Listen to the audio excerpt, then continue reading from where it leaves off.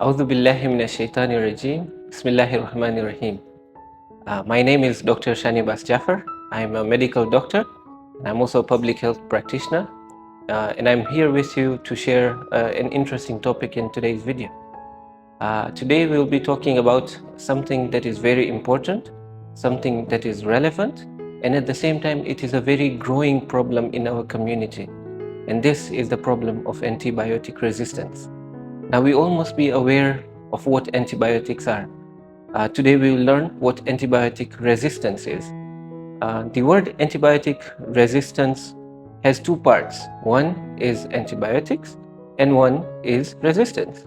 So when we talk about antibiotic resistance, we are talking about a phenomenon where the medicines that actually heal bacterial infections no longer work, and they are making infections more difficult to treat. Now one may ask, so what if there is antibiotic resistance? Is this a problem that really affects us? So when we look at the number of people who are affected by antibiotic resistance, we can see that it is something that affects the entire globe. And the burden of this problem is vast, it is huge, and it affects massively the entire globe.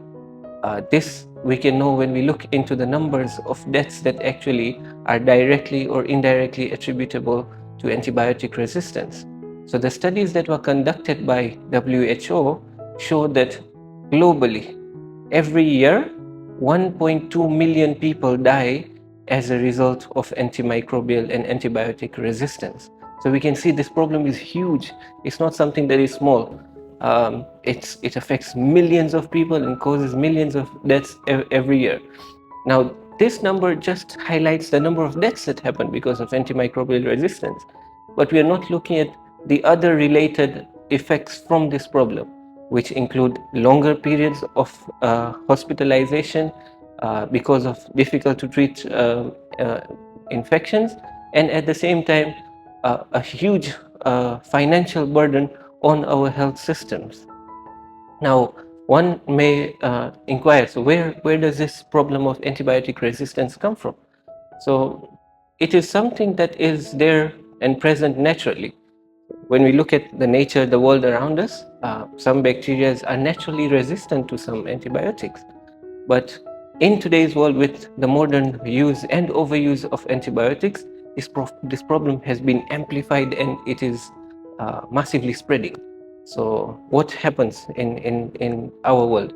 So the world we are living in, it is an interaction between us, the plant life, the animal kingdom. So it's a globe which is interconnected between multiple systems, which is the animal system, the animal kingdom, the plant life, as well as the human life, as well as the microbial life, the microscopic life. Now what happens is, there are those strains that are naturally resistant. They'll naturally not respond to antibiotics.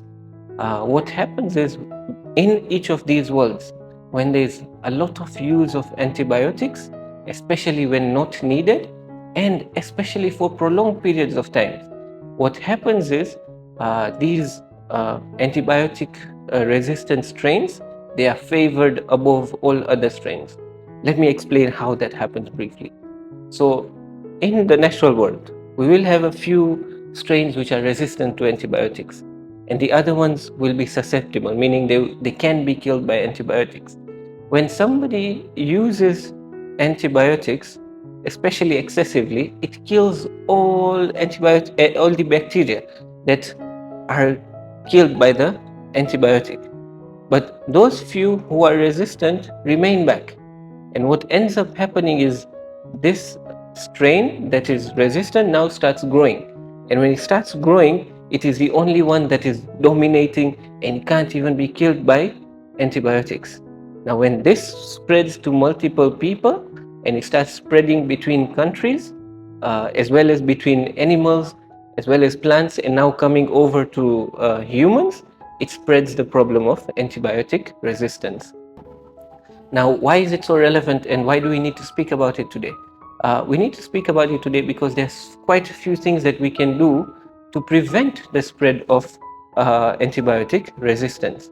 And here we'll be talking about a couple of things that we can do, as well as a couple of myths that we can dispel with regards to antibiotic resistance. So one of the, with research that has been done, it has been highlighted that the two most important driving factors that fuel antibiotic resistance are the overuse as well as unnecessary use of antibiotics. Now, with these two in mind, we can see where majority of the problem lies. And I'm sure most of us already know how these are applicable within our lives, because many times we find that people, a little toothache, they start using antibiotics. A little flu, they start using antibiotics. A little stomach pain, a little diarrhea, they start using antibiotics. Now, when we do something like that, we are clearing the good bacteria as well as the bad bacteria, and we are favoring these resistant strains to spread within our bodies and now start spreading elsewhere. Okay. So next we'll talk about a couple of myths that we can dispel with regards to antibiotic resistance. And the first myth that we'll dispel is with regards to the fact that people believe that antibiotics they heal you quicker and they make you feel better quicker. This is not true, because antibiotics do nothing to heal viral infections. And even if you were not to use antibiotics in that situation, it would still take you the same amount of time to get better. And antibiotic use only spreads antibiotic resistance in that case. The other myth that is quite prevalent is the fact that people believe that eventually they'll have to use antibiotics anyway, so might as well use it right now. Yeah, it's quite logical, because many times we find that people are being managed as viral infections, and then ultimately they're given antibiotics for their infection. But this again has some level of misunderstanding, because it's not always true that you will eventually need antibiotics, because if you're suffering from a viral infection, the virus will leave your body within a brief period of time and you will not need antibiotics. The only time you will need antibiotics is when you actually had uh, um, bacterial infection and that was not cured and is now causing your symptoms to worsen, and that is when the doctor will prescribe you antibiotics. The third, and again another common myth, is when people come forward and say, I know my body, I know myself, I know how I function. Without antibiotics, I will just not get better. Again, that is also not true. And many times we have evidence to the opposite, that if you give sufficient amount of time together with resting and adequate amount of fluids, most viral infections clear out on their own. We come now to a couple of solutions that we can aim to implement to reduce the problem of antibiotic resistance. The first one is to increase awareness. Increase awareness of this problem within your friends, within your family, that antibiotics are no longer working. The tools that were so helpful to help us feel better, they're no longer working. So we need to make sure to preserve and only use these tools when they are needed and avoid excessive and unnecessary use of antibiotics. The other thing that I would also put forward as a solution is to not use antibiotics unless and only when it is prescribed by a doctor.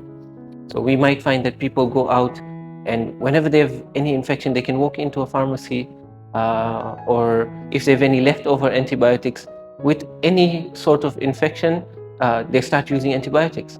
So without consulting your doctor, do not start any course of antibiotics. And the third one is for cases where you are not really sure. It might be a bacterial infection or might even be a viral infection. In situations like this, and in fact, for every situation where you are unwell, consult your doctor and they will be able to guide you on what to do next. So together with us as doctors, as well as you, our community members, we have to work together to make sure our antibiotics do not become useless, and that bacteria are still responding to the important tools that we have so that we can control and make sure we live in a safe and healthy world around us.